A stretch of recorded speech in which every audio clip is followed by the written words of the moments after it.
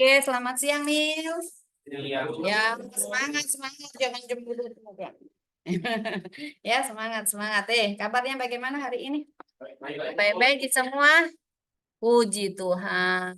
Enggak ada yang sakit ya? Ada, Papa Mama sehat toh?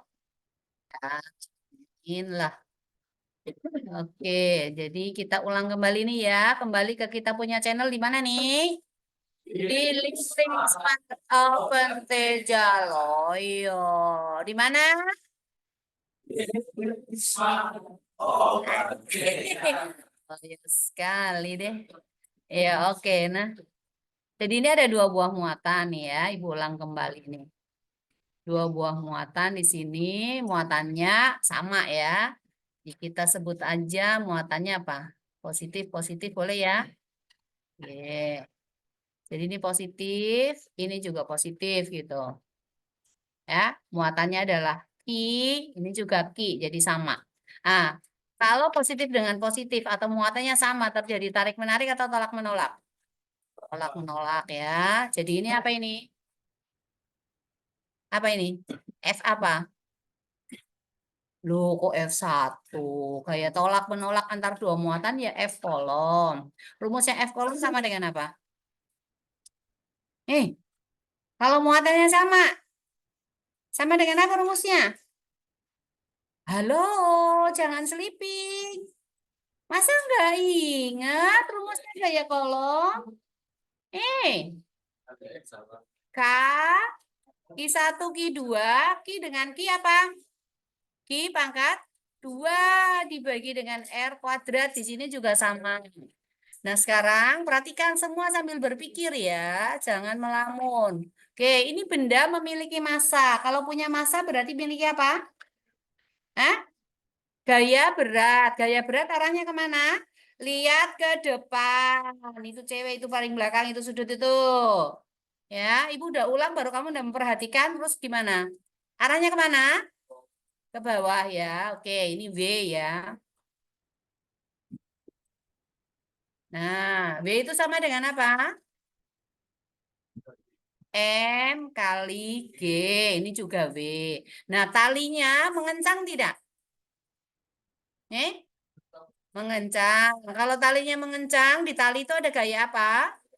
Tegangan tali. Oke, ini gaya tegangan tali ya. Perhatikan. Nanti kalau dapat soal gini, kamu harus menuliskan sendiri. Tegangan tali, tegangan tali. Nah, sekarang tegangan talinya ini membentuk sudut terhadap bidang datar dan bidang vertikal. Kalau begitu, kita apain nih tegangan talinya? Diapain? Diproyeksikan. Loh, vektor kelas 10. Diproyeksikan kemana? Ke sumbu X dan ke sumbu Y. Ya. Ini diproyeksikan nih. Ke sumbu X dan ke sumbu Y. Oke. Sekarang yang diproyeksikan ke sumbu X dikasih nama apa?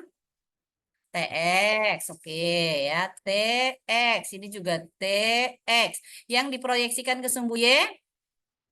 TY. TY. Yang ini adalah theta ya. Sudutnya ibu kasih nama theta. Nah, sekarang kita bikin pertolongan. Oke.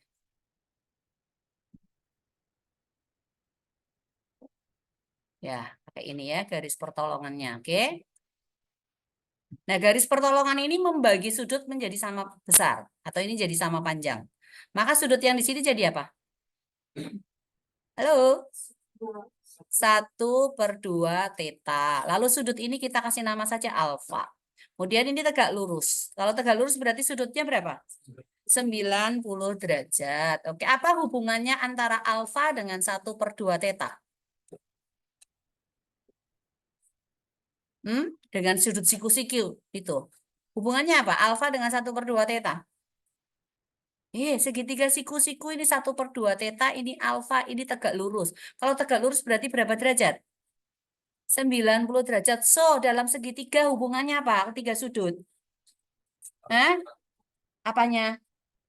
Oh, total sudutnya 180. Kalau gitu alfa dengan 1/2 theta itu sama dengan berapa? Hah? 90 derajat. Oke, alfa ditambah 1/2 theta sama dengan 90 derajat. Jadi si alfa sama dengan berapa? 90 derajat dikurangi 1/2 theta. Oke. Nah, jarak antara kedua muatan itu apa? R ya. Jadi ini adalah R nih. Kalau gitu ini ke sini apa? 1/2 R. Kalau panjang talinya itu kita sebut dengan L, ini juga tegak lurus di sini, ini juga alfa sama aja. Sekarang hubungan antara 1/2 L dengan L dan alfa itu apa? Segitiga siku-siku nih, segitiga siku-siku nih ya. Segitiga siku-siku, lalu sisi yang di bagian bawah nih, mana-mana ini. Nah, ini ke sini 1/2 L. Yang 1/2 R. Yang ini ke sini L, lalu sudutnya alfa. Nah, sekarang 1/2 R itu berfungsi sebagai sisi apa terhadap alfa? Sisi samping, oke. Lalu L berfungsi sebagai sisi apa terhadap alfa? Sisi miring. Sami. Itu hubungannya apa? Cos, oke. Berarti cos alfa sama dengan apa? 1/2 R dibagi dengan L. Jadi untuk cari R gimana? Cos alfa kali L kali 2 ya. Jadi 2L cos alfa sama dengan R. Atau R sama dengan 2L dikalikan cos alfa ya. Ingat ini ya, rumus pertama nih ya untuk mencari R-nya. Nah, sekarang kita masuk di diagram bebas gayanya ini ya. Di sini ada F kolom, mana-mana F kolom. Mana yang lari kemana? Nah, ini ada F kolom, ini ada TX, kemudian di sumbu Y ada TY dan ada V. Nah, terjadi kesetimbangan itu artinya apa? Syarat kesetimbangan itu apa? Eh? Apa syarat kesetimbangan loh, kelas 11? Apanya yang sama? Hah? Sama di mananya? Eh, apa namanya setimbang? Ada berapa sumbu nih di sini? 2 sumbu, yaitu sumbu X dan sumbu Y. Masing-masing ada gayanya. Supaya dia setimbang, tidak miring ke kanan, tidak miring ke kiri, tidak naik, tidak turun. Berarti harus bagaimana? Di masing-masing apa? Harus samanya di mana? Sumbu X-nya harus sama, sumbu Y-nya harus sama. Ya, jadi ada 2 ini syaratnya untuk yang ini karena bidang datar. Berarti gaya pada sumbu X itu dinamakan sigma F X. Harus sama dengan berapa? Eh, enggak boleh. Itu bukan syarat kesetimbangan. Yang di sumbu X ada sampai dengan berapa? Syarat kesetimbangan lo benda tegar SMA kelas 11 awal-awal semester 1 ada 3 itu syarat kesetimbangan. Ya, untuk yang rotasi benda tegar itu ada rotasi. Loh, minggu lalu udah lo ya. Masa nggak tahu? Sigma Fx harus sama dengan apa? Sama dengan 0, ya. Sekarang di sumbu X ada berapa gaya? Di sumbu X ada berapa gaya? Nih, salah satunya yang kamu lihat. Ini boleh, ini boleh. Ini F kolom, jangan lupa. Ya. Ada berapa gaya di sumbu X? Lihat gambar aja, masa kamu nggak tahu? 2, oke. Yang satu apa? F kolom arahnya kemana? Ke kanan. Kalau ke kanan positif, negatif? Positif. Lalu T apa? TX. Arahnya kemana? Ke kiri. Berarti negatif. Oke. Kalau gitu kita tuliskan yang positif dulu. Jadi di sini jadi apa? F kolom terus dikurangi dengan TX sama dengan 0. Kalau begitu maka F kolom akan sama dengan TX. F kolom tadi rumusnya apa? K I kuadrat dibagi R kuadrat. Nah sekarang hubungannya TX dengan T dan alfa itu apa? Sin atau cos? Cos, oke, berarti ini sama dengan T dikalikan dengan cos alfa. Jadi, dari sini kamu bisa cari Q, bisa cari R ya. Ini bisa diopok-opok lagi, terserah kamu. Nah, sekarang berikutnya untuk yang sigma FY. Sigma FY syarat keseimbangan yang berikutnya adalah sama dengan 0 juga. Yang kesumbunya ada berapa gaya? Ada 2 gaya, yaitu apa?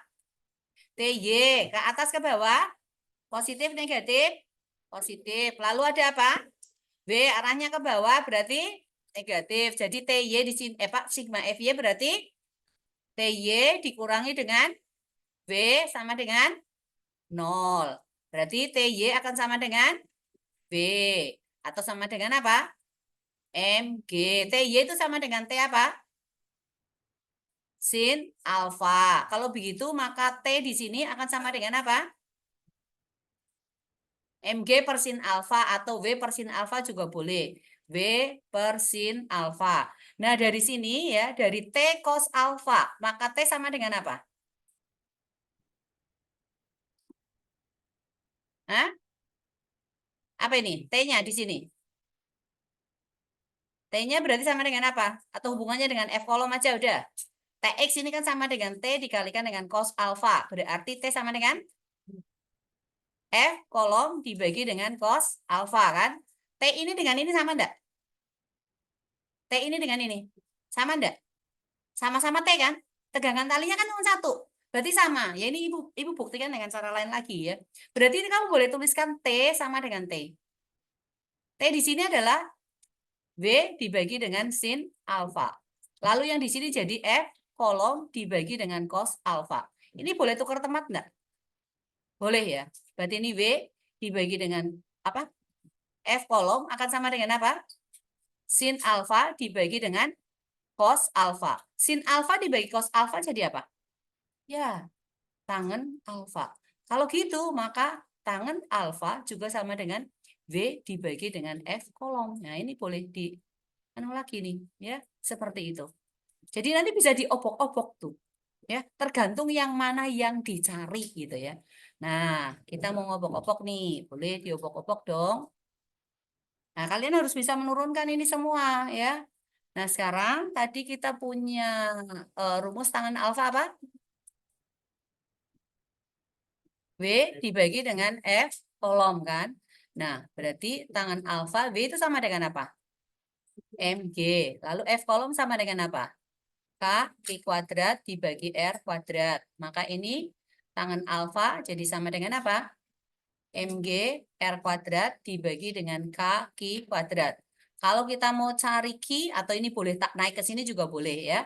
Jadi K Q kuadrat tangan alfa juga akan sama dengan MG R kuadrat. Kalau kita cari Q berarti apa? Akar dari MG R kuadrat dibagi dengan K tangan alfa. R-nya boleh keluar enggak? Boleh. Jadi Q akan sama dengan R dikalikan.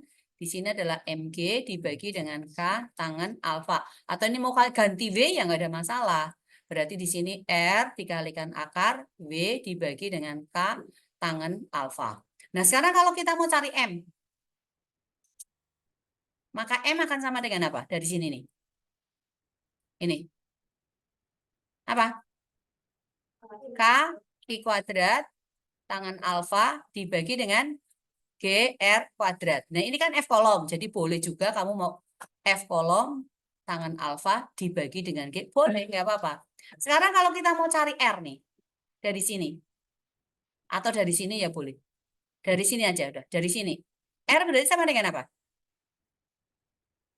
Akar dari K Q kuadrat tangan alfa dibagi dengan M G. Q kuadrat, boleh keluar enggak? Boleh, berarti Q dikalikan dengan akar K tangan alfa dibagi dengan MG. Atau ini boleh juga sama dengan apa? F kolom.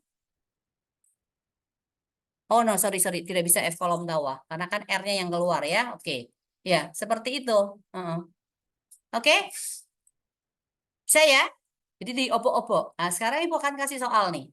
Kasih soal, kamu coba kerjakan nanti. Ya, catat dulu soalnya karena Ibu akan lanjut dulu di kuat medan listrik. Ya, ada 2 buah muatan. Oke. Ya, sudut yang dibentuk di sini adalah 60 derajat. Panjang talinya L-nya adalah 80 cm. Kemudian ada muatan di sini 2 buah ya, muatannya sama. Di mana Q-nya itu sama dengan 4 mikrokolom. Positif-positif ya. Positif-positif. Lalu yang ditanyakan adalah berapa masanya. Berapa tegangan talinya. Gitu ya. Jari-jarinya tentu harus dicari ya untuk ini ya. Jadi Ibu menanyakan berapa massa dan berapa tegangan tali. Caranya ya seperti tadi. Terserah kamu mau pakai jalan yang mana dulu, up to you gitu ya. Nah untuk cari massa tentunya kamu harus cari F kolomnya dulu ya. Jadi langkahnya itu pertama kamu cari F kolom dulu. F kolom sama dengan apa rumusnya? Nih, K I kuadrat per R kuadrat. R-nya kamu belum tahu berarti kamu harus menggunakan R sama dengan apa? 2L kali cos daripada alfa. Kalau ini 60 berarti alfanya berapa? Ini, alfa di sini. Berapa? 60. Iya, oke. Ya, karena ini 30 ya. Ini kepanjangannya kan sama ini ya. Di sini berarti 60 derajat, oke? Ya, seperti itu. Berarti R-nya dapat, maka F kolom bisa dapat ya. Dari F kolom berarti nanti kamu masuk yang kedua di sigma Fx sama dengan 0. Berarti apa? F kolom dikurangi Tx dikurangi F kolom ya, dikurangi dengan F kolom sama dengan 0. Maka Tx akan sama dengan F kolom. Nah, Tx sama dengan T apa? Berikutnya lagi, nanti berarti kamu masuk di Ty ya. Ketika kalau udah dapat T, berarti kamu masuk di Ty. Ty itu sama dengan T dikalikan dengan sin daripada alfa. Dari sini kamu dapat T, masuk di sini. Berikutnya, lalu yang keempat langkahnya berarti pakai sigma Fy sama dengan 0 ya. Sigma Fy sama dengan 0. Nah, dapatlah M-nya ya. Oke, silakan. Nanti dikerjakan, tapi ditulis dulu soalnya supaya Ibu bisa lanjut dulu materi ke berikutnya. Ya, sekarang kita masuk di kuat medan listrik.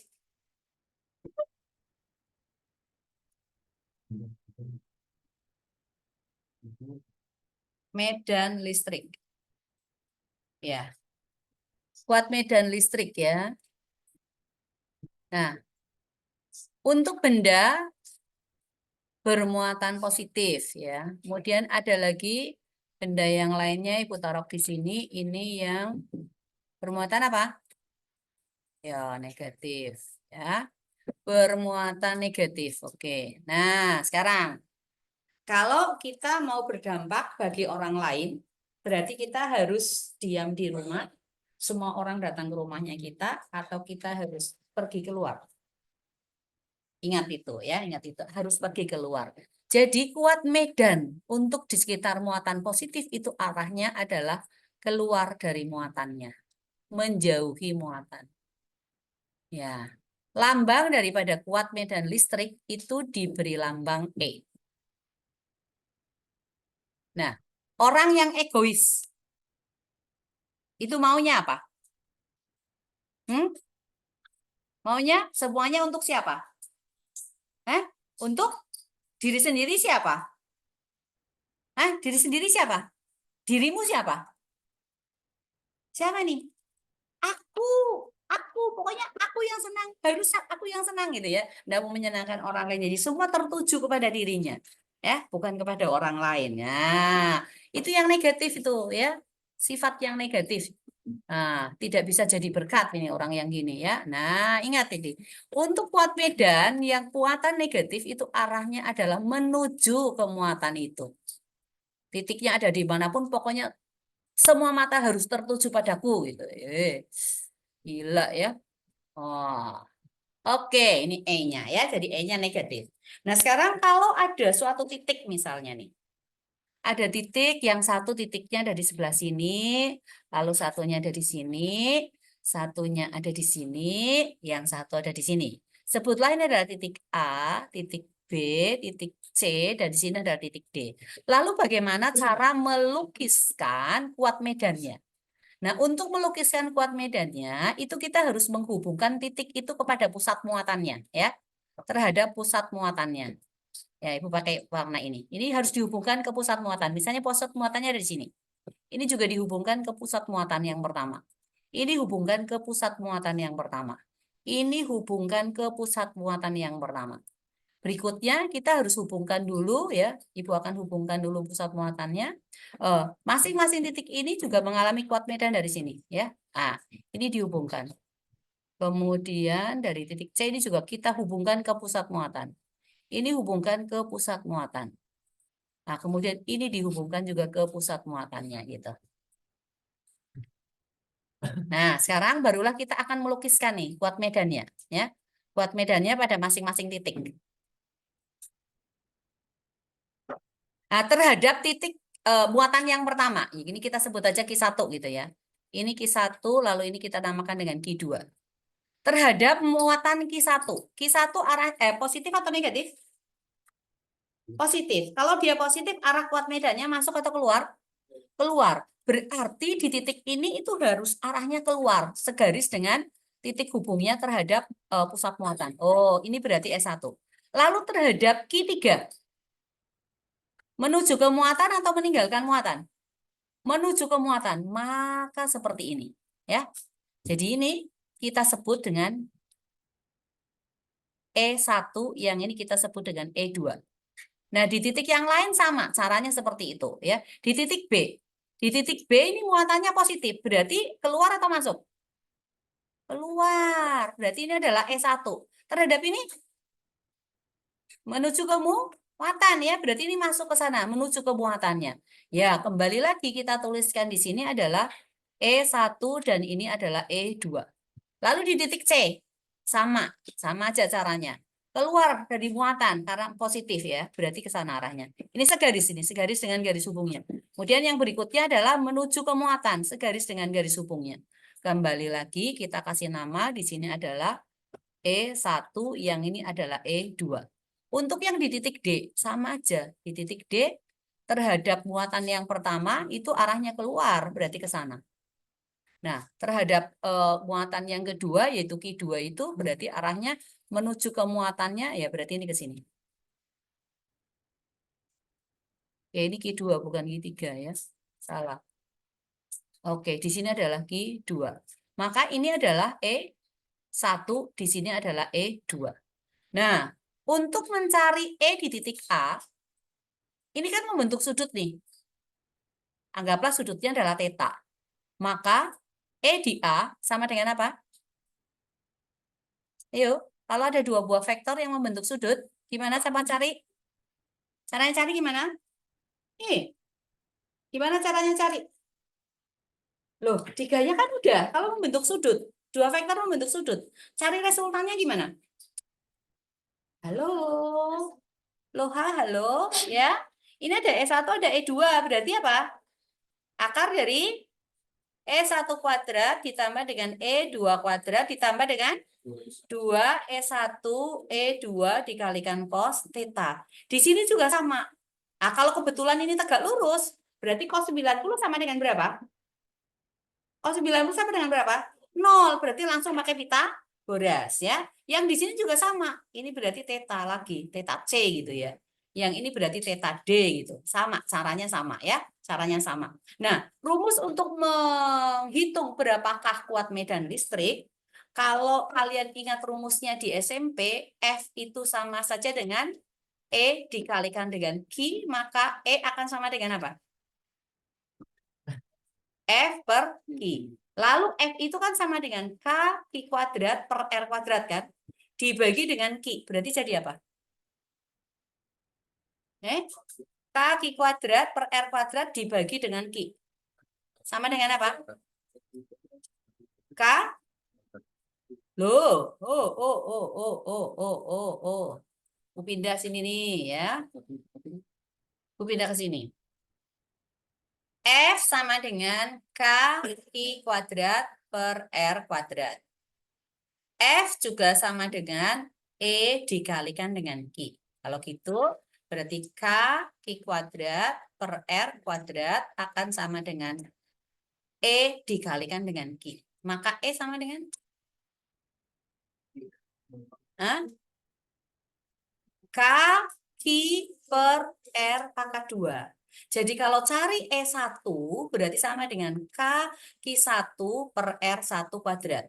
Kalau cari E2 berarti sama dengan K Q2 dibagi dengan R2 kuadrat. Lalu kalau cari E3, kalau ada 3 muatan, ya sama. Berarti K Q3 per R3 kuadrat. Pertanyaannya nih, kita back lagi.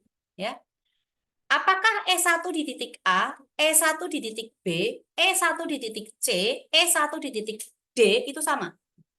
Tidak. Kenapa? Harus tahu, jangan cuma menjawab aja tidak. Tadi rumusnya E apa? K I per R kuadrat. I-nya semuanya sama. Terus apa yang beda? Jaraknya beda, R-nya beda, maka nilainya beda. Jadi untuk masing-masing titik itu kamu harus tahu I1, E2-nya itu harus dihitung sendiri-sendiri. Nggak boleh ngitung aja di titik A, kalau kok hantam kromo semuanya sama, nggak boleh. Sama aja dengan E2. E2 di A, E2 di B, E2 di C dengan E2 di D. Sama atau beda? Beda. Kenapa? Jaraknya berbeda ya. Oke, good. Nah, sekarang kita ke berikutnya lagi ya, masih di Kuat Medan. Masih di Kuat Medan. Nah, di sini ada 2 buah muatan nih. Ada muatan yang pertama, ini adalah Q1, kemudian di sini ada Q2. Misalnya Q1 sama dengan 4 mikrokolom. Q2-nya sama dengan minus 5 mikrokolom. Kemudian jarak pisah antara kedua muatannya ini adalah 10 cm. Lalu ada sebuah titik yang terletak di sini. Bentar. Ya, titik ini. Ada titik P. Kemudian ada titik lagi yang segaris ya. Di sini ada titik A. Lalu yang di sini ada titik B. Oke? Titik A dengan titik B. Kemudian ada lagi deh, kasih pasang lagi di sini. Titik C. Kenapa? Hah? Nah, titik C ini jaraknya dari muatan yang pertama juga sama 10 cm gitu. Ini adalah 10 cm. Nah, lalu ada titik lain lagi nih. Ibu akan kasih satu titik lagi. Titiknya di sini adalah titik A, B, C, D, E, F, G. G ya, titik G ya. Titik G. Nah, sekarang ya, jaraknya untuk yang P, ini satu soal, ini jadi, berapa soal jadi berapa, jadi satu soal nih ya. Nah, wait. Ya, ini tegak lurus nih. Bentar. Ini 8 cm, lalu ini 6 cm. Ya. Kemudian ini anggaplah sama dengan 4 cm. Lalu ini anggaplah 8 cm. Ya udah seperti itu. Kalian diminta mencari E di A, E di B, E di C, E di P. Kemudian jika yang terakhir ya ini, jika E di G sama dengan 0, ditanyakan berapa R1G. Jarak muatan titik G ke muatan yang pertama. Nah, sekarang kalian harus pertama melukiskan apanya dulu? Melukiskan apa? Hah? Arahnya ya, arahnya. Nah, oke. Untuk di titik A, terhadap muatan pertama, ini kan positif nih. Ini ditulis dulu. Di sini positif, lalu di sini adalah negatif ya. Oke. Terhadap muatan pertama, arahnya kemana? Untuk yang di titik A, kemana? Ke kanan atau ke kiri? Ke kiri, oke ya. arahnya ke kiri. Ini berarti E1. Terhadap muatan kedua, arahnya kemana? Ke kanan. Oke, berarti ini adalah E2. Ya, jadi ini kamu harus tuliskan di sini ya. Ini adalah E2, yang ini adalah E1 ya. Kalau begitu, maka E di titik A sama dengan apa? Satu ke kanan, satu ke kiri. Jo, perhatikan. Itu dengan sampingnya ya. Satu ke kanan, satu ke kiri. Berarti diapain? Untuk E di titik A. Halo, kalau ada yang satu ke kanan, satu ke kiri, resultannya sama dengan apa? Kenapa sama dengan 0? E2 dikurangi E1. Ya, sekarang untuk di titik B. Di titik B, terhadap muatan pertama, arahnya kemana? Ke kanan, oke, ke kanan. Terhadap muatan kedua, arahnya kemana? Ke kiri. Nah, sekarang yang satu ke kanan, yang satu ke kiri. Kurang juga. Ini berarti E1, di sini adalah E2 ya. Berarti E di titik B nanti sama dengan E1 dikurangi dengan E2. Nah, kemudian sekarang untuk yang di titik P nih. Di titik P. Di titik P kemana nih? Arahnya? Ke bawah mana? Keluar ya, ini ke sini ya. Ya, oke. Terhadap titik terhadap Q2 menuju ke sini. Ini saling tegak lurus ya. Oke, berarti di sini adalah E2, yang ini adalah E1. Tegak lurus, maka E di titik P sama dengan apa? Akar dari E1 kuadrat ditambah dengan E2 kuadrat. Sekarang untuk di titik C. Ya, di titik C ini kan keluar nih, berarti ke sini arahnya. Oke? Kemudian yang satunya adalah menuju ke ya ke sana. Nanti kamu hubungkan aja ya, dihubungkan aja. Nah, ini adalah theta nih ya, theta. Lalu di sini adalah E2, yang ini adalah E1 ya. Kalau kita hubungkan, ini kan 10-10, berarti sudutnya berapa? Hah? 10-10 berapa? Itu jaraknya, yang 10 akar 2. Ini loh, sudut ini. Kita harus tahu sudutnya berapa. Ini sudutnya berapa? 45 derajat. Ya, 45 derajat. Kalau begitu sih tetanya berapa? Masa? Lurus loh. Masa 45 juga? Berapa? 135 atau 180 derajat dikurangi dengan 45 derajat. Jadi cos dari theta berarti sama dengan apa? Cos 180 derajat dikurangi 45 derajat. Sama dengan berapa? Minus cos 45 derajat. Jadi untuk di titik P ya, di titik P, titik apa ini C ya? Di titik C berarti kamu gunakan apa? Halo? Gunakan apa? Di titik C. Siapa itu sudut paling sudut sana itu? Yang tidak memperhatikan ya kamu. Yang mainan bolpen itu. Nah, siapa namanya, nak? Siapa? Angelica. Ayo, Angelica. Pakai apa? Makanya perhatikan. Kamu tidak suka memperhatikan ya, Ibu menjelaskan. Ya. Ayo, yang lain. Pakai apa? Akar. Oke, sama dengan apa? E1 kuadrat ditambah dengan E2 kuadrat ditambah 2 E1 E2 dikalikan dengan cos theta ya. Tetanya berarti theta di titik C ya. Nah, sekarang untuk yang pertanyaan terakhir ya, pertanyaan terakhir. Nah, sekarang kita lukiskan lagi dulu nih. Di G, ke kanan atau ke kiri? Ke kanan atau ke kiri? Ke kanan ya? Oke, ke kanan. Berarti nggak mungkin 0 ini yang di G. Oh, itu salah nih. Ya, berarti nggak mungkin 0, jadi nggak usah dicari ini. Jadi cari aja E di G aja udah. Oke, Ibu koreksi ya. Karena di sini kan positif, satunya negatif. Berikutnya lagi apa? E2-nya juga ke kanan ya. Oke, ya udah. Nanti nggak perlu dicari. Nanti Ibu kasih soal lagi satu. E1 di sini adalah E2. Jadi E di G sama dengan apa? Ya, E di G sama dengan E1 ditambah dengan E2. Seperti itu ya. Oke? Ya, masih berapa menit ya? Masih lama ya? Sampai jam berapa? Sampai jam 2 lewat? Sampai jam 2:20. Oh, masih setengah 2. Nggak apa-apa. Ya, oke. Sekarang, ini Ibu kasih lagi. Itu nanti kamu kerjakan itu ya. Nah, sekarang ada 2 buah muatan nih. Muatannya sama nih. Atau beda ya nggak apa-apa lah. Yang ini positif, yang ini negatif. Ya, anggaplah di sini sama dengan 16 mikrokolom. Yang di sini adalah 36 mikrokolom.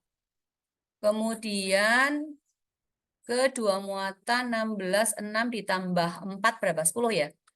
Oke, terpisah pada jarak 50 cm. Lalu ada titik P, ada titik Q, lalu di sini ada titik R. Ya. Pertanyaannya, di mana memungkinkan E-nya sama dengan 0? E di mana yang sama dengan 0? Dan berapa jarak titik dari masing-masing muatan? Nah, sekarang kita harus apa? Kalau begini, melukis lagi dulu ya. Kita melukis lagi dulu arah E-nya gitu ya. Di titik P, E1 kemana? Ini Q1 ya. Yang ini Q1, ini Q2. E1 ke kanan atau ke kiri? Ke kiri. E2 ke kanan. Oke. Kemudian di titik Q, E1 kanan. E2 kanan. Mungkin enggak 0? Enggak mungkin. Lalu di titik R, E1 kanan. E2 kiri. Oke. Ya. Mungkin enggak 0? Mungkin tidak? Di R? Mungkin. Kalau berlawanan itu mungkin saja ya. Kalau berlawanan mungkin. Berarti ini adalah E2, yang ini adalah E1, di sini adalah E1, ini adalah E2, yang ini adalah E1, di sini adalah E2. Jadi kita misalkan aja titik P-nya ini ke sini adalah jaraknya X, lalu yang ini ke sini adalah Y gitu ya. Supaya gampang dibedain. Nah, seperti itu. Ini adalah X, ini adalah Y. Sekarang, di Q kan nggak mungkin ya. Di apa titik apa ini? Q ya nggak mungkin ya. Nah di P nih, untuk di P, R1 sama dengan apa? X, oke. Kemudian di R2-nya berapa? Ya, X ditambah dengan 50 cm. Untuk di R, R1 berapa? Y ditambah 60 cm. Lalu R2 sama dengan Y, ya, oke ya. Oke, silahkan dikerjakan. Ya, ini dulu.